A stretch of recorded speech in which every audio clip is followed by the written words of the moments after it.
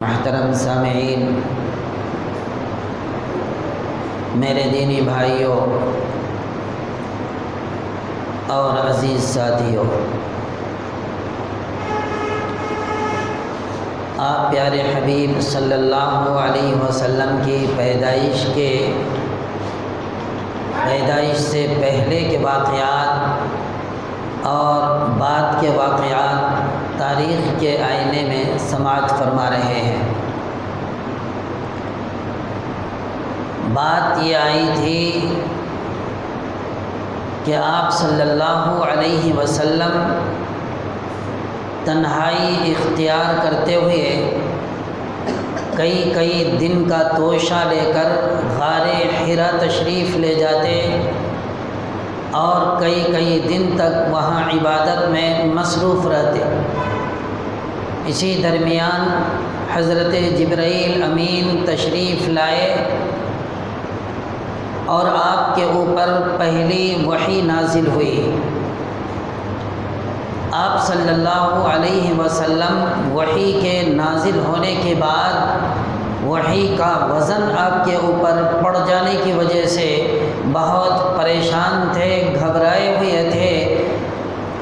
Be be Khadija رضی اللہ تعالی عنہا جو آپ کی شریک زندگی تھی، آپ سے سارا واقعہ کہہ سنایا تو آپ نے اپنے تاریخی الفاظ میں ان کو تسلی دی،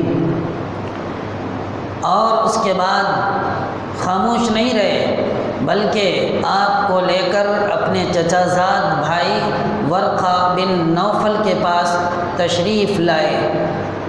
ورقہ بن نوفل نے بھی تسلی دی اور حضرت خدیجہ کو مبارکباد پیش کی کہ اب تک تم محمد کی بیوی تھی، یہ آخری نبی جناب محمد الرسول اللہ صلی اللہ علیہ وسلم ہیں، اس لیے اب تم اس کے بعد محمد الرسول اللہ کی بیوی ہو گئی۔ اور خواہش بھی ظاہر کی کہ اگر میری زندگی وفا کرتی اور اس وقت میں جوان ہوتا تو پیارے حبیب صلی اللہ علیہ وسلم کی نبوت کا سورج جب عروج پر مکے کے اندر ہوتا اور وہاں کے لوگ ان کو گلیوں سے دھکے دے کر باہر نکالتے تو میں ان کا دفاع کرتا اور محمد کی مدد کرتا۔ یہ خواہش ظاہر کی تھی ورقہ بن نوفل نے۔ اس کے بعد بدستور آپ علیہ الصلاۃ والسلام غار حرا جاتے رہے۔ چند روز تک وحی کا سلسلہ بند رہا، وحی نازل نہیں ہوئی۔ جن ایام میں وحی نازل نہیں ہوئی ان ایام کو فطرت کا زمانہ کہتے ہیں۔ آخرکار ایک روز جناب محمد الرسول اللہ صلی اللہ علیہ وسلم غار حرا سے مکان کو تشریف لے جا رہے تھے۔ پھر دوبارہ وہی فرشتہ آپ کو نظر آیا، اسی فرشتے کے اوپر آپ کی نظر پڑی جو سب سے پہلی مرتبہ غار حرا میں اللہ کی طرف سے وحی لے کر تشریف لائے تھے۔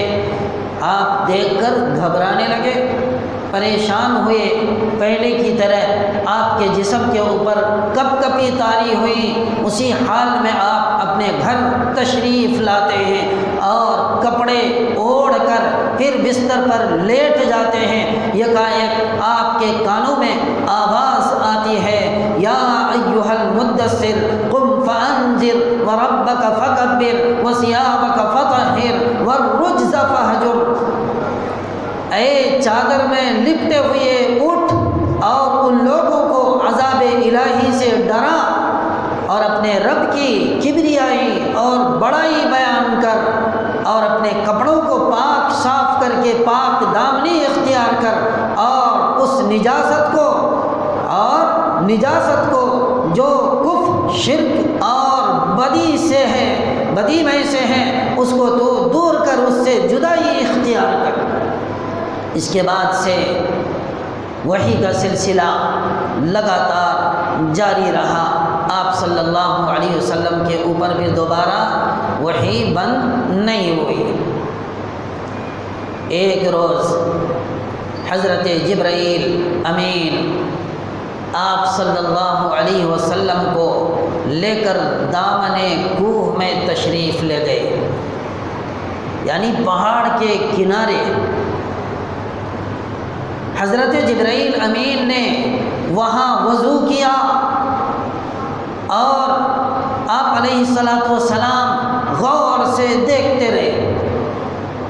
اس کے بعد آپ علیہ الصلاۃ والسلام نے جس طرح حضرت جبرائیل نے وضو کیا تھا اسی طرح آپ نے وضو فرمائی۔ پھر حضرت جبرائیل امین نے آپ کو نماز پڑھائی تو آپ نماز پڑھیں۔ الغرض یہ کہ وضو ہو یا نماز، یہ نبی کریم صلی اللہ علیہ وسلم کی کوئی خود ساختہ چیز نہیں ہے، بلکہ حکم بھی اس کا اللہ نے دیا اور اس کے طریقے بھی اللہ پاک نے حضرت جبرائیل امین کے ذریعے سے نبی آخر الزماں صلی اللہ علیہ وسلم کو بتائے اور اس کی تعلیم دی اور اس کی تربیت فرمائی۔ تو وضو اور نماز کا طریقہ بھی آپ کو سکھلایا گیا کہ وضو نماز سے پہلے کیا جاتا ہے اور نماز میں رکوع کیسے کیا جائے، سجدہ کیسے کیا جائے اور قیام کیسے ہوتا ہے، یہ ساری چیزیں آپ کو پڑھا کر بتائی گئی۔ اب جو ہے آپ نبی رسول ہو چکے تھے، تبلیغ اسلام کا وقت آتا ہے۔ مکے میں بلکہ پورے عرب میں صدیوں سے کفر و شرک کی وبا پھیلی ہوئی تھی، کفر و شرک کی وبا پھیلی ہوئی تھی اور ہر شخص کفر و شرک کے اندر مبتلا ہو چکا تھا۔ اب ان کو ایک دم راہ راست پر لگانا اور کھلم کھلا پیغام حق کا پہنچانا بڑا مشکل کام تھا۔ اس لیے آپ صلی اللہ علیہ وسلم نے مخفی طور پر جس کے اندر یہ صلاحیت تھی اس کو اسلام کی دعوت دی اور توحید الہی کی طرف بلانے کا کام اول آپ نے اپنے ہی گھر سے شروع کیا۔ چنانچہ آپ کی شریک زندگی حضرت خدیجہ رضی اللہ تعالی عنہا نے سب سے پہلے آپ کی آواز پر لبیک کہا اور ایمان لے آئی، کلمہ پڑھ کر مسلمان ہو گئی۔ مردوں میں آپ کے تجارت کے ساتھی حضرت ابو بکر صدیق رضی اللہ تعالی عنہ بن ابی قحافہ ایمان کی دولت سے مالا مال ہو گئے۔ بچوں میں آپ صلی اللہ علیہ وسلم کے محبوب چچا ابو طالب کے بیٹے علی مرتضیٰ رضی اللہ تعالی عنہ اسلام کی دولت سے مالا مال ہوئے اور کلمہ پڑھ کر مسلمان ہو گئے۔ خادموں میں حضرت زید بن حارثہ رضی اللہ تعالی عنہ نے فوراً اسلام قبول کیا۔ پھر بی بی آمنہ کی وفادار باندی ام ایمن نے بھی اسلام قبول کر لیا۔ ظاہر ہے کہ یہ سب کے سب آپ صلی اللہ علیہ وسلم کے اخلاق، کردار، کیریکٹر اور خصائل سے بخوبی واقف تھے۔ آپ صلی اللہ علیہ وسلم کی زندگی کا کوئی پہلو بھی ان سے پوشیدہ نہ تھا، کوئی گوشہ ان سے پوشیدہ نہ تھا۔ رسول اللہ صلی اللہ علیہ وسلم کی ہر چیز سے یہ لوگ واقف تھے۔ ان سب کا سب سے پہلے ایمان لانا، ان سب کا سب سے پہلے اسلام کو قبول کرنا آپ صلی اللہ علیہ وسلم کی صداقت و راست بازی کی ایک روشن دلیل تھی، کھلی ہوئی دلیل تھی کہ رفتہ رفتہ دھیرے دھیرے اسلام کی آواز لوگوں کے کانوں میں پڑنے لگی اور صدائے حق اٹھ کر فضا میں گونجنے لگی۔ لوگ اسلام کی آواز سے کچھ مانوس ہونے لگے اور رفتہ رفتہ اسلام قبول کرنے لگے۔ مشرکین کے خوف سے مسلمان مکے سے باہر جا کر پہاڑ کی گھاٹی میں اپنی نمازوں کو ادا کیا کرتے تھے۔ ایک مرتبہ کا واقعہ ہے، سعد بن ابی وقاص رضی اللہ تعالی عنہ اپنے چند ساتھیوں کو لے کر نماز پڑھ رہے تھے۔ چند مشرکین مکہ کی آمد ہوئی، دیکھا کہ حضرت سعد اور ان کے کچھ احباب نماز پڑھ رہے ہیں، تو ان لوگوں نے بڑی سختی اور درستی کے ساتھ عبادت الہی سے حضرت سعد اور ان کے رفقا کو روکنے کی کوشش کی۔ حضرت سعد رضی اللہ تعالیٰ عنہ نے دفاع کرتے ہوئے اپنی تلوار نکالی اور ان کے ساتھ مقابلہ کیا، زبردست مقابلہ ہوا۔ حضرت سعد بن ابی وقاص رضی اللہ تعالیٰ عنہ نے سب سے پہلے اپنی تلوار نکال کر ایک کافر کو زخمی کیا، ایک مشرک کو زخمی کیا۔ تو تاریخی اعتبار سے یہ پہلا واقعہ تھا کہ آپ یعنی حضرت سعد رضی اللہ تعالیٰ عنہ نے تلوار چلائی اور اللہ کے راہ میں پہلی تلوار چلی۔ اسی طرح ایک مرتبہ کا واقعہ ہے کہ آپ صلی اللہ علیہ وسلم حضرت علی رضی اللہ تعالیٰ عنہ کو لے کر کسی گھاٹی میں نماز پڑھ رہے تھے۔ ادھر سے ابو طالب آ نکلے، دیکھا کہ آپ دونوں نماز پڑھ رہے ہیں، کھڑے ہو گئے، کھڑے ہو کر غور سے دیکھنے لگے کہ کیا کر رہے ہیں۔ یہ عبادت کا نیا طریقہ تھا، اس لیے تعجب کی بھی بات تھی۔ چنانچہ ابو طالب کافی دیر تک کھڑے ہوئے دیکھتے رہے، آپ اور علی رضی اللہ تعالیٰ عنہ دونوں کے دونوں نماز پڑھتے رہے۔ قیام کیا، رکوع کیے، سجدہ کیا، نماز ختم ہوئی۔ اس کے بعد ابو طالب نے آپ صلی اللہ علیہ وسلم سے مخاطب ہو کر کہا کہ تم نے یہ کیا مذہب اختیار کیا ہے؟ یہ کیسا مذہب ہے؟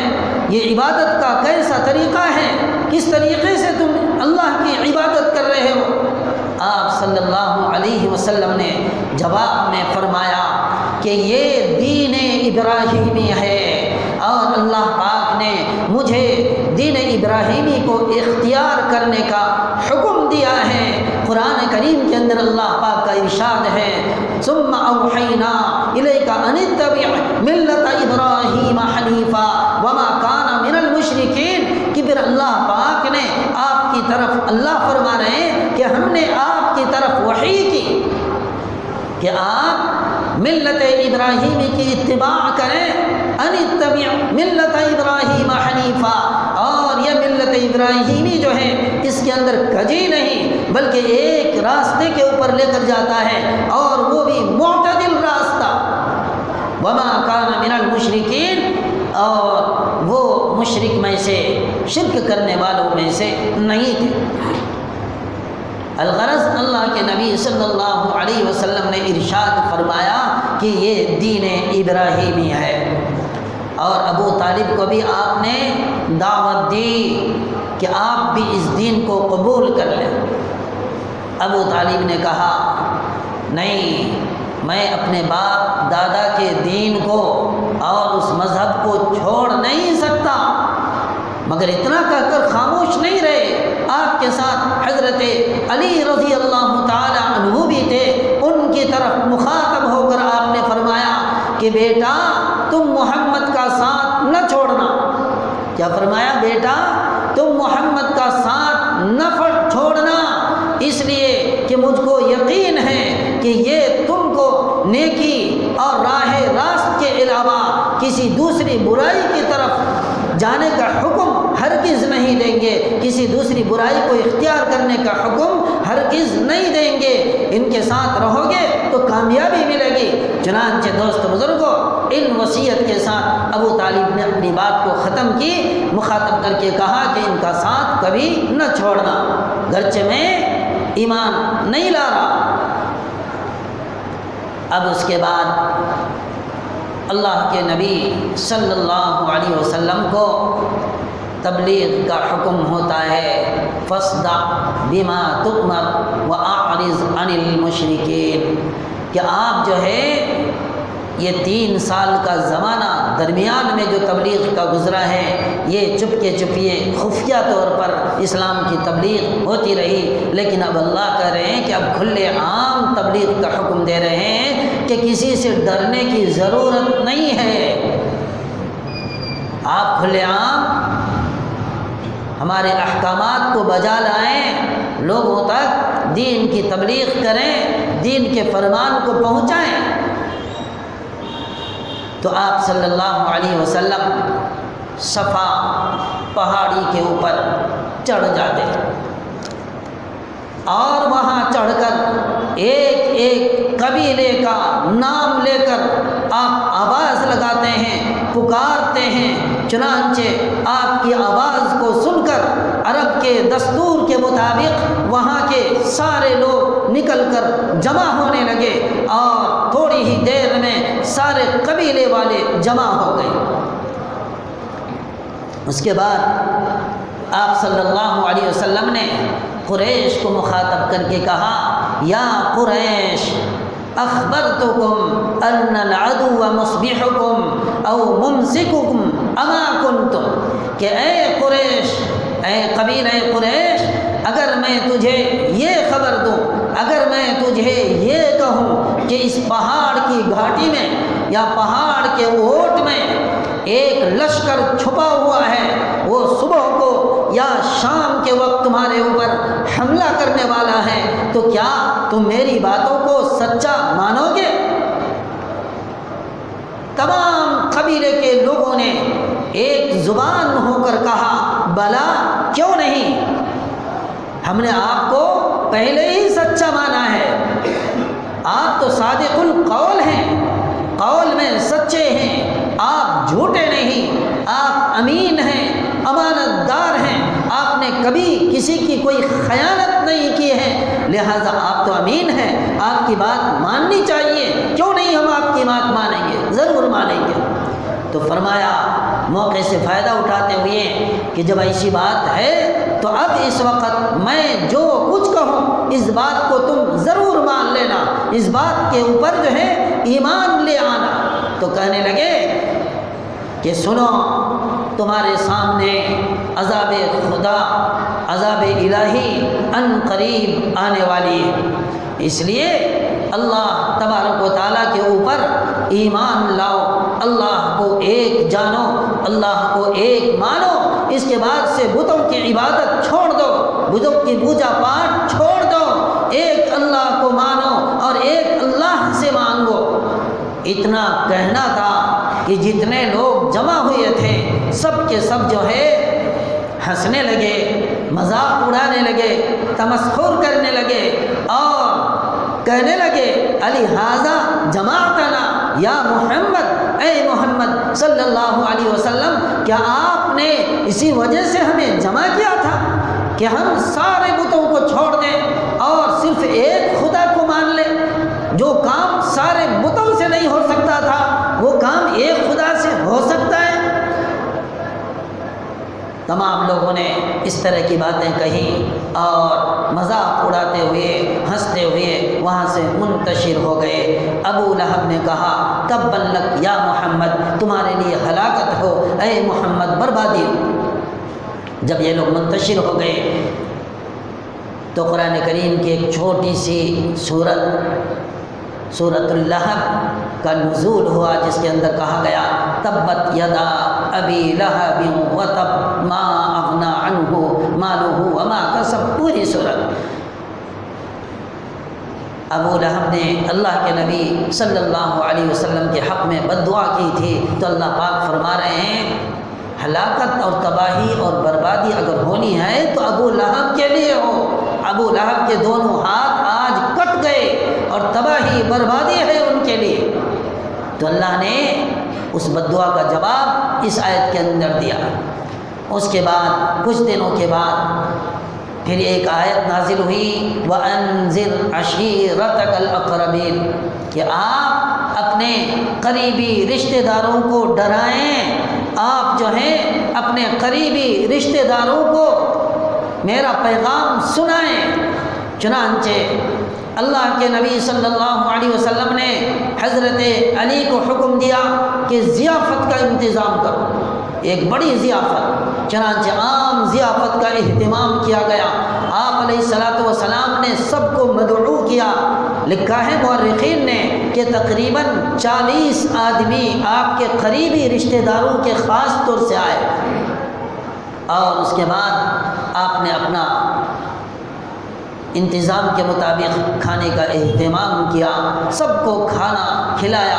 کھلانے کے بعد آپ علیہ الصلاۃ والسلام نے تقریر کرنا چاہا کہ کچھ تقریر کے ذریعے سے، خطابت کے ذریعے سے اللہ کے پیغام کو لوگوں تک پہنچاؤں۔ تو یہاں بھی ابو لہب نے آپ علیہ الصلاۃ والسلام کو بری باتیں یعنی غلط قسم کے الفاظ استعمال کر کے آپ علیہ الصلاۃ والسلام کو پریشان کر دیا۔ آپ علیہ الصلاۃ والسلام کچھ کہنا ہی چاہتے تھے کہ سارا مجمع پھر وہاں سے منتشر ہو گیا۔ دوبارہ کچھ دن کے بعد پھر حضرت علی سے آپ نے فرمایا کہ ضیافت کا اہتمام کرو۔ آپ علیہ الصلاۃ والسلام کے حکم کے مطابق حضرت علی رضی اللہ تعالیٰ عنہ نے ضیافت کا اہتمام کیا، اور آپ علیہ الصلاۃ والسلام نے سب کو عمدہ طریقے سے کھانا کھلایا۔ کھانا کھا کر فارغ ہوئے ہی تھے کہ آپ نے کھڑے ہو کر تمام لوگوں کو خطاب کیا کہ یاد رکھو کہ میں تمہیں ایسی بات کہنے جا رہا ہوں، میں اپنی قوم کو ایسا پیغام دینے جا رہا ہوں، میں اپنی قوم کو اللہ کا وہ حکم سنانے جا رہا ہوں کہ اب تک کسی نے اپنی قوم کے پاس ایسا کلام لے کر ایسے باتیں کی ہو اور لوگوں کو اتنی اچھی باتیں سنائی ہو۔ تو مطلب یہ کہ میں تمہیں ایسی بات کہنے جا رہا ہوں کہ کسی نے اب تک تمہیں وہ بات نہیں سنائی۔ چنانچہ آپ نے فرمایا کہ عذاب آخرت یعنی قیامت بالکل قریب ہے، تم اللہ کے اوپر ایمان لے آؤ، قولوا لا الہ الا اللہ تفلحون، تم سب کے سب کلمہ پڑھ کر مسلمان بن جاؤ، کامیاب ہو جاؤ۔ اللہ کے نبی صلی اللہ علیہ وسلم کا اتنا کہنا تھا کہ پھر گزشتہ مرتبے کی طرح اس مرتبہ بھی لوگ ہنستے ہوئے وہاں سے منتشر ہو گئے اور اپنے اپنے گھروں کو چلے گئے۔ تو دوست بزرگوں، اللہ کے نبی صلی اللہ علیہ وسلم کو اللہ پاک نے جو حکم دیا تھا فاصدع بما تؤمر واعرض عن المشرکین، اللہ نے اپنا آپ علیہ الصلاۃ والسلام نے اللہ کا پیغام لوگوں تک پہنچا دیا، لیکن لوگوں کی طرف ذرا غور سے توجہ کے ساتھ آپ دیکھیں، غور کریں کہ لوگوں نے کس طرح سے آپ علیہ الصلاۃ والسلام کا استہزاء کیا۔ مورخین نے لکھا ہے کہ آپ کا اتنا کہنا تھا کہ کلمہ پڑھ لو مسلمان ہو جاؤ اور ایک اللہ کو ماننے لگو، کچھ لوگوں نے آپ کے سامنے ہی سے پتھر اٹھائی اور آپ کی طرف اس پتھر کو اٹھا کر پھینک دیا، آپ لہو لہان ہو گئے، آپ لہو لہان ہو گئے، خون سے آپ کا جسم شرابور ہو گیا۔ تو اسی لیے اللہ پاک نے اس آیت کے اندر جو حکم دیا ہے کہ آپ کو مشرکین سے پریشان ہونے کی ضرورت نہیں ہے، ہم تو ان کے ساتھ ایسا معاملہ کریں گے کہ پھر وہ یاد رکھیں گے۔ وَأَعْرِضْ عَنِ الْمُشْرِكِينَ، آپ جو ہے ان مشرکین سے اعراض کیجئے، ان مشرکین سے ڈرنے کی ضرورت نہیں، بلکہ آپ ان لوگوں کو ڈرائیں کہ یہ اللہ کا حکم ہے، اللہ کے حکم کو ماننے ہی میں کامیابی ہے۔ تو دوست بزرگوں، یہ درمیان کے جو 3 سال تھے یہ خفیہ طور پر آپ علیہ الصلاۃ والسلام تبلیغ کرتے رہے، اس کے بعد علی الاعلان حکم ہوا